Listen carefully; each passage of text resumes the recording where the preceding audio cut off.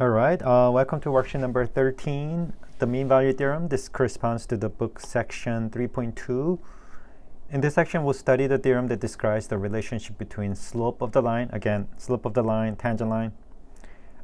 Slope of the line connecting two endpoints and a slope of the tangent line. And we've seen many times slope of the tangent line means just the derivative at a certain particular point, and then it's connecting now with the slope of the line connecting two endpoints. Again, like preliminary material I need to know is when we have a 2 point, because we're talking about slope, x1, y1, and x2, y2, the slope of the line that connecting those 2 points, slope is going to be determined by m is equal to y2 minus y1 over x2 minus x1. We just need to know that. We've seen it a few times before. We're going to use it again. Conceptual understanding of the mean value theorem. So what is this mean value theorem? So let's say you want to drive. You're driving from LA to Vegas. It's about 260 miles. And let's say you drove there in 5 hours, right? That means you drove at the average speed of 52 miles per hour. Again, how do I find the speed or the velocity? You look at the distance is miles, which is the distance, per hour. Hour is the time. So you just basically divide the distance by the time that it takes. So 260 miles divided by 5. If you calculate that out, you're going to get 52 miles an hour. So what does that mean? Here, I'm going to kind of emphasize the average speed of 52. That means at some point you're driving slower, like your stop sign, maybe you're at the bathroom, you're going 0 miles an hour at that point. And sometimes you're going faster. Obviously, in the freeway, you'd be probably going faster than 52 miles an hour. So the average came out to be 52 miles an hour. Okay, that's very typical. Maybe some of you guys can drive faster, some of you guys take longer, depends on traffic, whatnot. Okay, this is our setup. So the question is, was there a point where you were driving exactly at 52 miles an hour, right? So yes, you drove average of 52 miles an hour. That was your average speed. Sometimes you're driving slower, sometimes you're driving faster. So the question is, was there a time you're driving exactly at 52 miles an hour, right? That's the question. So is it possible that you're driving at 50 and all of a sudden you jump to 55? Or is it possible that you're driving like below 52 miles an hour, but somehow your average came out to be 52, right? So the mean value theorem basically says you have to be driving at that average speed of 52 miles an hour at some point. I don't know where, but you had to be driving 52, which was the average speed at some point. So if you're going slower at some point, you're going faster at some point, that means you had to hit 52 at some point. So that's what the mean value theorem says. All right, let's look at the graphical representation. So again, like in this module, we're connecting a lot of theorem or equations or whatever we're learning into the graph. So I'm going to look at the graph and see how we can represent what we just talked about, the trip to Vegas graphically. So x-axis represents the time. So I'm going to put it here as time. This is x-axis. And then here is y-axis. This is miles, right? The distance traveled. So at time 0, like moment you're starting, you haven't traveled yet. So we're going to start from 0, 0. So this is my starting point. Starting point. And we got to Vegas in 5 hours. So 5 hours. And it's the statement said Vegas is about 260 miles away. So at 5 hours away, the distance you traveled is 260 miles. So it's like over here. So that's about 260, 246, right? And then that's 5 hours later. So you started from here, you ended up there. So as you drive, your distance is going to get higher and higher, and then 5 hours later, you're going to hit 260 miles. So you start driving, maybe you have a pit stop, and you're driving faster, and then you go back, somehow make a U-turn, and go here. So this is the distance you traveled is y-axis, and then time. And you ended up at 260 miles, right? So note, how is the average speed of 52 represented on this graph? So average speed of 52, again, how do we calculate that? It's 260, which is the distance traveled, over 5, right? So if you kind of look at the fraction here, basically I started from 0, 0, and then I ended up at 5, 260, right? So if you kind of look at the, now this is like you have to kind of imagine, or I'm going to draw a dotted line. What I'm going to do is I'm going to connect the line, the starting line and the ending line. I'm going to draw the line here, dotted line. I think maybe I can draw a solid line right here.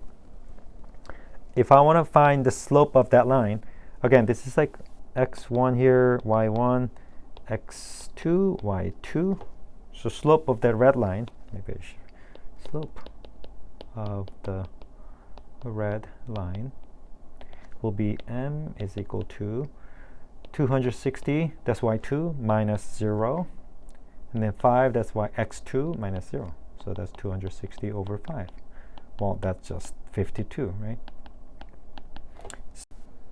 So the question was, how was the average speed 52 represented on this graph? Basically, it's the slope of this red line. So the answer here, the note I want you to kind of remember is like the red line. Line connecting two ending points, right? Two end points. So beginning point, ending point, you connect them. The slope of this line basically represents 52, which is the average speed. So I'm connecting the average speed in terms of graph. Like how does that represent it on the graph? It's just this line, slope of this line.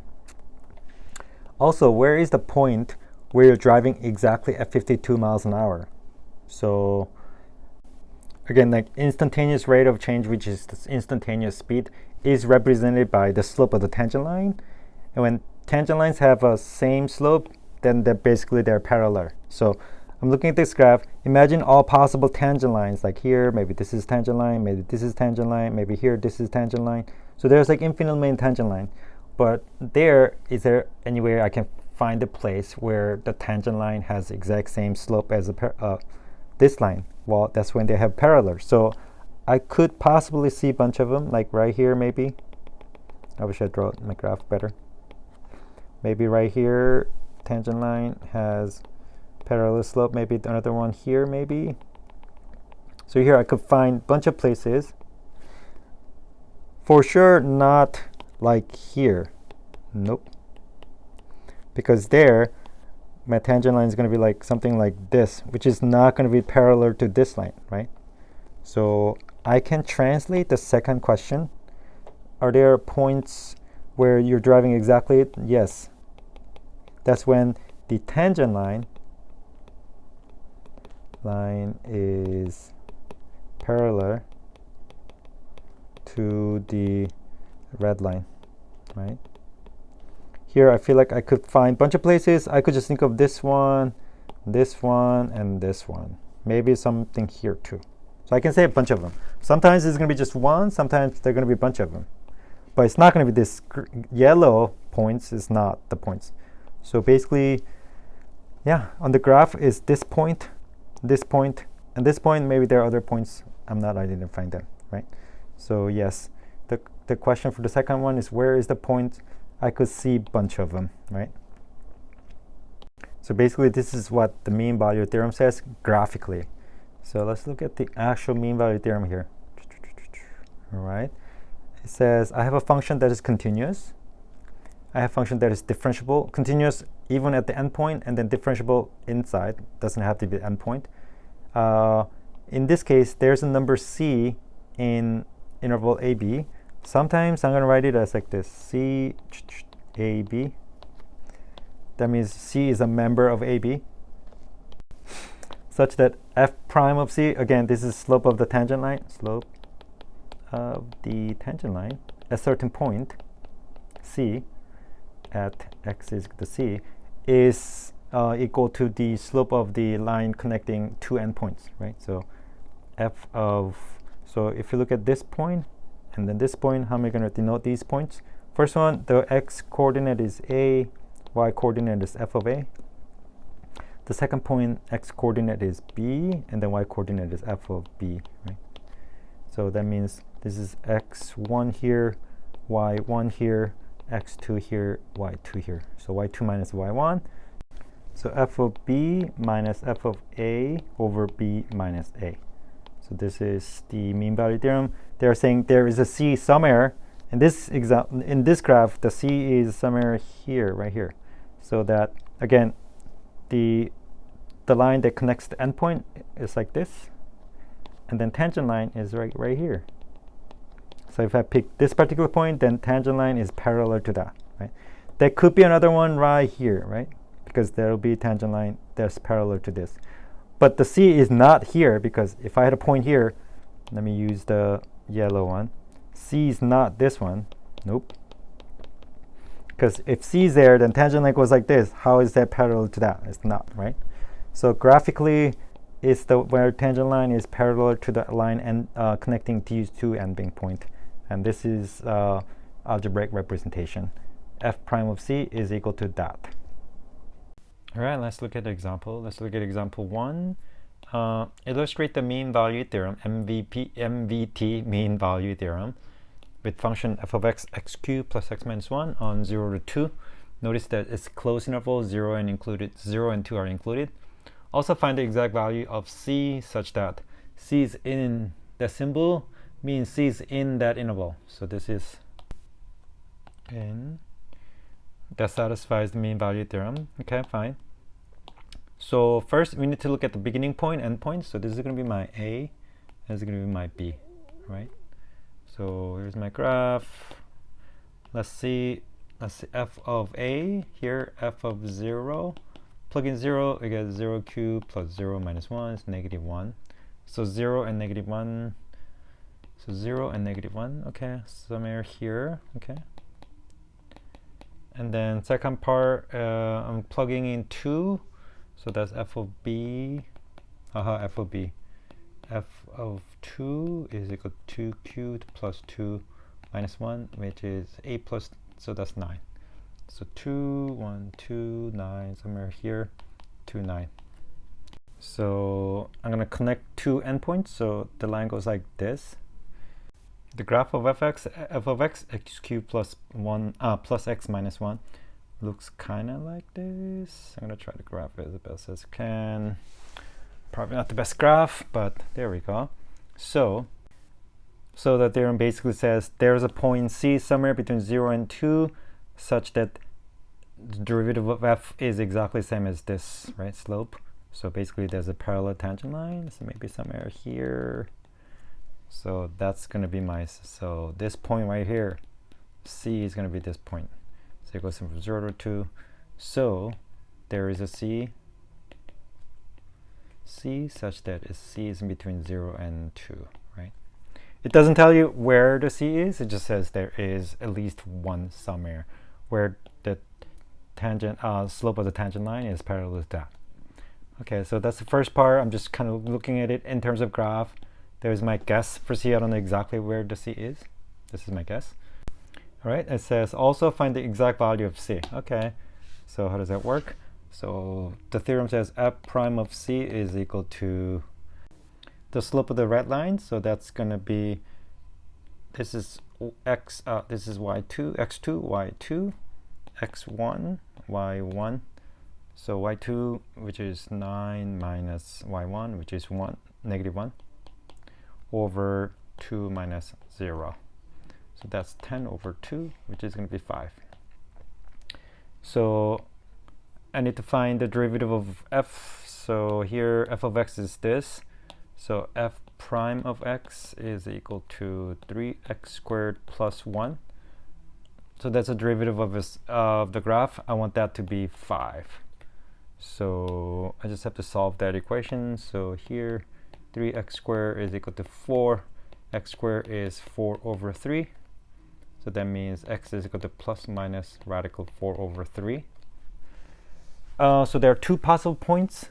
Negative radical 4 over 3 is a negative number, but here I'm only looking at from 0 to 2. So here, so negative 4 over 3 is not out. This is outside of 0 to 2, so that's not going to be our point. So this is going to be our point. Radical 4 over 3. If you calculate that out, it'll be about 1.15. So that's the exact value of x is right here, radical 4 over 3. All right, so I want you to be able to kind of look at the graph and see where the c is approximately. So that was my guess. Obviously, I wasn't exact. I should be able to find exactly by taking the derivative, set it equal to slope of this line, and we should be able to solve for x. That's the exact value of c. All right, let's look at the next part here. Consequences of a mean value theorem. It says if the derivative is equal to 0 for all x values, then x is constant. We knew that if f is constant, then the derivative is always equal to 0. But here, by using mean value theorem, if the derivative is always 0, then f is constant. The reason is that if f is not constant, that means at some point is here, at some point it's maybe higher or lower. That means the line has slope like non-zero. But then they say derivative is equal to 0, so how can this be possible where the function is parallel to that? That's not possible. That's why.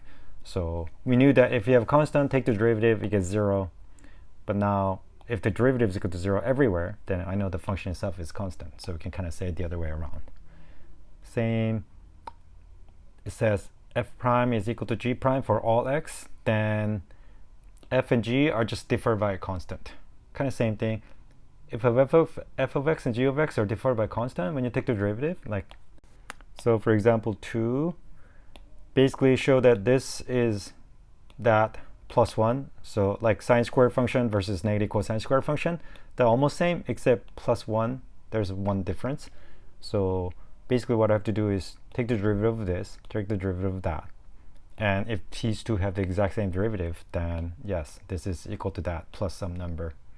So that's what you have to show here. So here show that sine square x prime is equal to negative cosine square x prime. All right, example 3. This is kind of optional. You can think about it.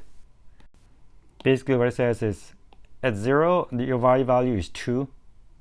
Your derivative is less than or equal to 3, right? So you can't really go up by more than 3 per each x unit. So then how big can this be? Well, in 2 steps later, you can only go up maximum of 6.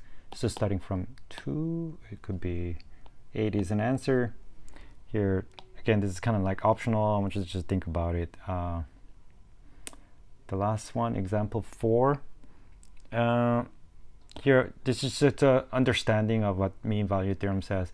For each graph, estimate the value of c that satisfies the conclusion of mean value theorem. So here, we're not going to be able to get exact value, but it's just estimated by looking at the graph. Here is just to, so that we can get like the intuition of what mean value theorem says. So A, this is beginning point, this is ending point. I'm connecting the line. So basically, I want to find the place where the tangent line is going to be parallel to that. So obviously, it's not going to be here. Let me look at this. It's not here because tangent line there would be like this. How is that parallel to this? That makes no sense. So not there. It's not going to be here also because tangent line there. How is that parallel to that? That doesn't make sense. So it's, I'm assuming it's somewhere here. So again, this is estimate. I don't know exactly. I don't think it's here because that's horizontal. So maybe it's a little bit over here. So it's like that. So my estimate is somewhere here. So that my tangent line is like this, right? So that's my guess. I'm going to have you try the rest of it. So I'll have you pause and think about it. Draw imaginary line. For example, part B, it's like here to here. Just draw imaginary line there. And then try to find the point where your tangent line is parallel to that. All right. I think that's the end of the worksheet. And if you want to kind of check your answer, I have somewhere here.